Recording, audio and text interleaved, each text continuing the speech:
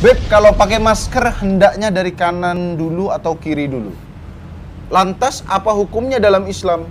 Apakah zaman Rasul juga sudah diberlakukan denda apabila tidak pakai masker di suatu tempat umum? Terima kasih, Beb. Gitu. Iya, jadi gini. Udah bener harusnya pertanyaannya di pakai masker dari kanan atau kiri dulu. Itu masih benar tuh. Bener, masa zaman Rasul ada razia masker apa enggak? Sudah Jadi- jelas tidak ada dong. Ya kan? Jadi, memang kalau pakai masker lebih baik dari mana? Kalau kita mengacu ke hadis, Ya. itu dari kanan. Dari Bukan kanan. pakai maskernya. Oh, tapi Ini nggak menyebutin segala sesuatu yang baik kata Nabi hendaknya diawali dari Kanan kanan. dulu. Sayyidah Aisyah yang menceritakan itu Oke. dalam hadis Bukhari. Ya. Jadi Nabi itu kata Sayyidah Aisyah nyisir dari kanan, nyisir. Kemudian pokoknya melangkah keluar katanya. Iya, kemudian bersuci. Dari Ketika kanan bersuci dari kanan dulu. Segala sesuatu diawali dari kanan, segala kebaikan. Pakai sendal Nabi itu kanan dulu. Dari kanan. Nah, pakai masker juga kalau kita mengacu ke sana berarti kan baik kebaikan dari juga kanan. itu dari kanan juga. Ya. Terus juga soal Razia masker sudah tidak ada dong. juga tidak ada. Tidak ada. Tapi yang jelas di zaman Nabi apakah ada orang yang harus pakai masker?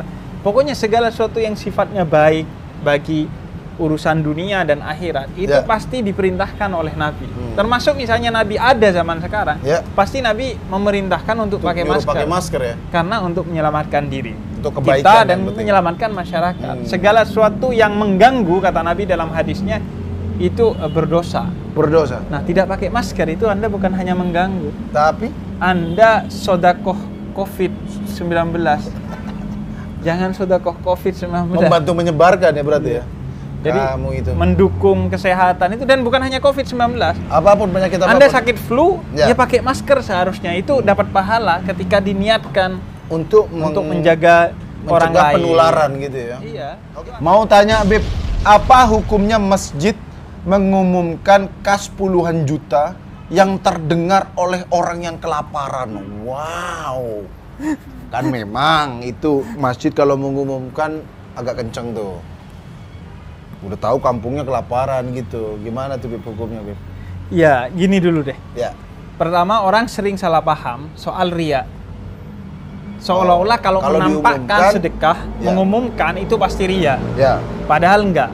belum tentu ya. Dalam surat Baqarah 271 itu menampakkan atau tidak menampakkan itu sama saja.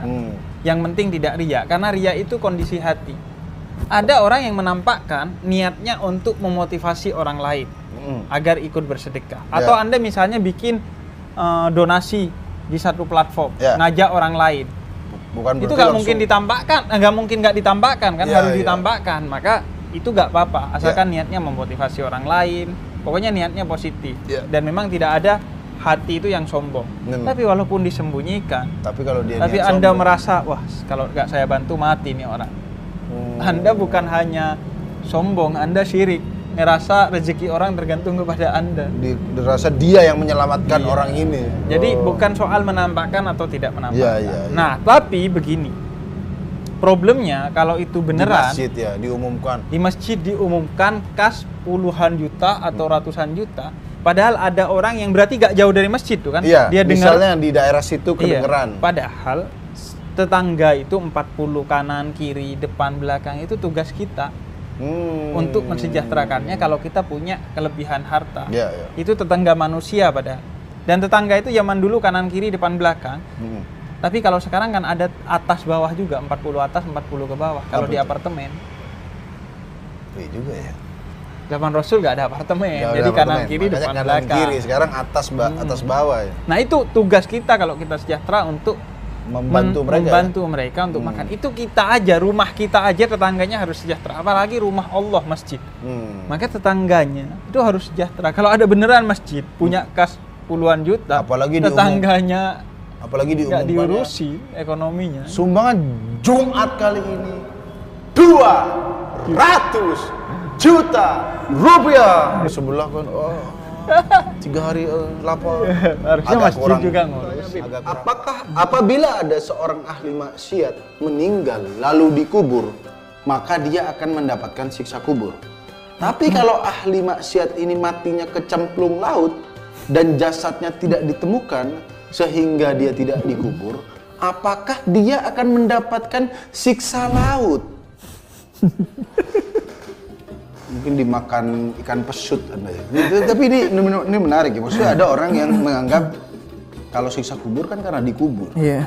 Jadi kalau di laut siksa laut gitu. Itu gimana tuh? Jadi gini, pertama ya. Kita ini sering cuma belajar siksa kubur, padahal ada juga nikmat kubur. Oh. Iya. Jadi kenapa kita itu selalu fokus pada yang jelek-jelek? Siksaan. Jadi kabar gembira dari Islam ini seharusnya lebih dikampanyekan. Nikmat kubur, sehingga orang itu melakukan kebaikan itu dengan senang hati, bukan karena takut. Bukan karena takut, kualat takut ini ya. Iya. Okay. Kemudian terkait pertanyaan Anda, gini, nanti itu setelah kita mati, kita itu masuk ke alam lain yang kemudian disebut sebagai alam barzah. Alam barzah. Nah, di alam barzah itu yang kemudian ada yang namanya siksa kubur.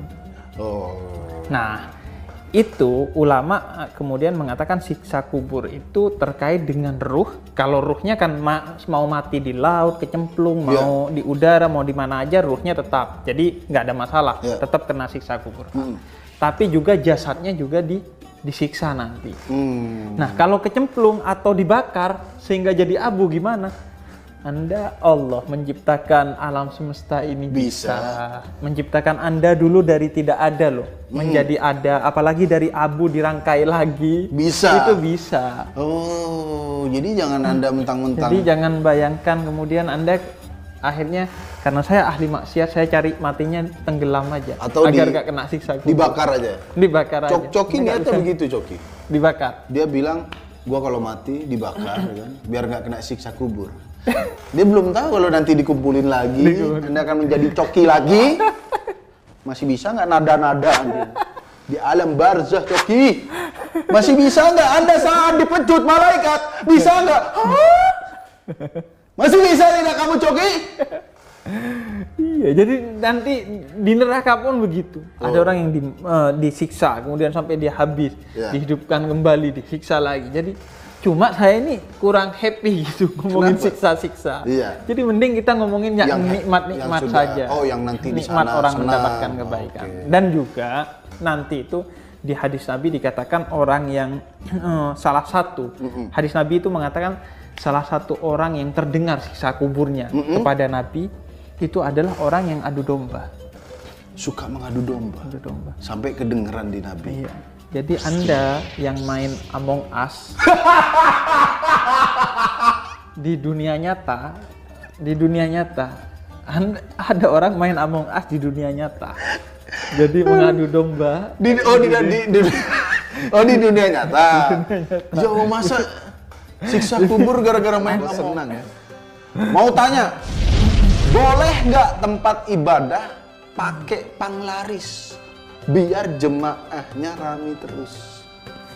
Iya, ini viral banget kemarin. Ini sempat viral juga ya? Iya, banyak yang nanya dan banyak yang nge-share itu capture-annya ini di akun-akun besar. Jadi gimana nih? Tempat ibadah biar rame pakai panglaris. Iya. Anda kalau tempat ibadah pakai panglaris, dakwah enggak, musyrik iya. Iya juga ya, kan panglaris biasa pakai jin gitu kan. Iya, makanya. Tapi tempat ibadah kayaknya rame kayaknya ya. Udah rame. Makanya di Islam itu dakwah sudah diatur jelas. Bahwa bil hikmah wal mau'idatil hasanah dengan cara-cara yang baik. Jangankan pakai cara-cara yang musyrik, cara-cara yang tidak baik saja. Misalnya dengan Anda memaksa orang itu tidak boleh. Apalagi? Bahkan kalau bisa orang itu dididik untuk ke masjid itu karena kesadaran. Bukan karena penglaris. Iya, bukan karena dipaksa begitu ya. Makanya. Lagian susah naruh panglaris di masjid, di tempat ibadah. Ya kalau kita ngomongnya ibadah agama kita ya. Iya, di masjid. Kalau Anda, mohon maaf, konsepnya panglaris itu kan semacam pesugihan. Iya.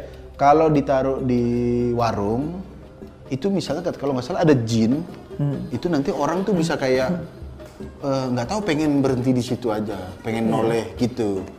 Nah kalau jin Anda taruh di masjid, kebakar dianya. konsepnya gimana? Anda nggak Lagi begini gitu. Memang Nabi menyarankan kita mensunnahkan untuk sholat di masjid. Ya, Ada kemuliaan besar bagi orang-orang yang sholat berjamaah di masjid. benar. Tapi bukan berarti masjid butuh kepada Anda, tapi Anda yang butuh kepada masjid. Karena kalau Anda ke masjid, Anda yang mulia. Jadi kalau masjid secara umum Nabi dan Allah itu ya gak butuh kepada Anda. Anjir. Jadi gak perlu dipenglaris-penglariskan karena Anda yang butuh. Kita yang butuh masjid. Iya, Ya? kalau orang jualan pakai penglaris walaupun itu musyrik, itu kan memang masih masuk akal. Penjualnya Karena yang butuh. penjualnya yang butuh. Kalau ini masjid gak butuh. Kalau Anda gak ke masjid, Anda yang rugi. Gitu. Jadi Dan jelas akun dan seperti YouTube saya itu, channel YouTube saya ini, Ya. tidak nulis. Kalau ditanya, kalau penontonnya sedikit sedih nggak sedih, karena bukan saya yang butuh, tapi Anda. Anda yang butuh pencerahan. Saya walaupun penontonnya 0, tapi ditonton sama para malaikat cukup. Cuma channel ini subscribersnya malaikat. Yang nonton 0, yang nge-like sejuta. Tanyanya. Beb, saya mau bertanya. Kalau ada orang yang sakit parah dan dokter bilang kemungkinan bapak meninggal 1 minggu lagi, dan pasien percaya, apakah pasien termasuk orang musyrik? Masa percaya dok? Apakah ini benar juga ini? Maksud kan umur Anda tidak lama. Itu kan kalau kita percaya, apakah itu musyrik? Iya. Ini kalau pendapat saya. Enggak sih kalau menurut saya. Kecuali dokternya Anda kasih sesajen, ya kan? Baru Anda musyrik. Kalau percaya dokter itu kan ya karena dia yang ahli gitu kan, ya kan? Iya, tapi menentukan waktu kematian, menentukan waktu kiamat itu dilarang dalam Islam karena itu rahasianya Allah. Oke. Kalau memperkirakan doang, dokter hanya memberikan saran bahwa kalau Anda tidak melakukan tindakan begini, kesehatan dan akhirnya nyawa Anda terancam. Tapi kapan? Seminggu, 2 minggu, Anda jangan mengambil haknya Allah. Itu sudah ketentuan dari Allah. Nggak mungkin dokter kan memprediksi maksudnya kondisinya udah stadium 4. Iya. Ini kayaknya organ tubuhnya nggak akan bertahan lama. Iya, yaitu Kan memprediksi gitu. memprediksi dan pada akhirnya tetap Allahu a'lam bishawab. Tetap Iya, mengembalikan kepada Allah ketentuannya. Iya. Tapi kepastiannya kapan kita tidak boleh menentukan dan pada akhirnya tetap bahwa ini Allah yang. Jadi ada 2 orang kan kalau lagi sakit kemudian udah gak usah sholat dulu. Padahal kesembuhan itu utamanya dari Allah gitu. Iya, iya. Dan Dokter hanya perantara. Ada yang pakai jalur agama, doa terus. Kemudian dia nggak ke dokter ya sama saja. udah Anda stadium 4 padahal ya kan. Iya. Jadi harus make sense itu keduanya harus jalan Iya, beriringan. harus beriringan ya. Harus seimbang ya. Jadi kesembuhan itu datangnya dari Allah melalui dokter dan obat. Dokter dan obat itu adalah perantara untuk mengetuk pintu kesembuhan yang diberikan oleh Allah. Oke, jadi buat para dokter, kalau Anda mengeluarkan prediksi itu insya Allah tidak syirik. Tidak mendahului takdir Tuhan. Karena dokter juga kalau dia misalnya, Bu, ini kayaknya nggak lama nih. Apa? Anda mendahului takdir Tuhan. Dokter kan jadi, lu jangan di head to head sama Tuhan dong, Bu. Maksudnya kan saya hanya memprediksi dari kondisi, ya kan? Yang penting kan tidak memastikan dan tetap mengatakan bahwa pada akhirnya Bu ketentuannya Tuhan. dari Allah. Ya, ini kan prediksi. Kalau dokter dikatain, dok, semua ada di tangan Tuhan. Iya benar. Ya kalau Anda bilang semua ada di tangan Tuhan, kenapa Anda berobat, Bu? Ya kan? Itu sama kayak kaum kita, orang-orang Madura. Baik yang negeri maupun yang swasta. Biasanya dia kalau nempati tanah kosong, kemudian ditanya, Pak ini tanah kosong punya pemerintah atau punya seseorang gitu. Wah, semua tanah ini milik Allah. Jadi saya bebas menempati. Iya Pak, memang milik Allah. Iya benar. Tapi sekarang itu ada yang namanya sertifikat. Iya. Ini kayaknya yang nanya orang Madura nih.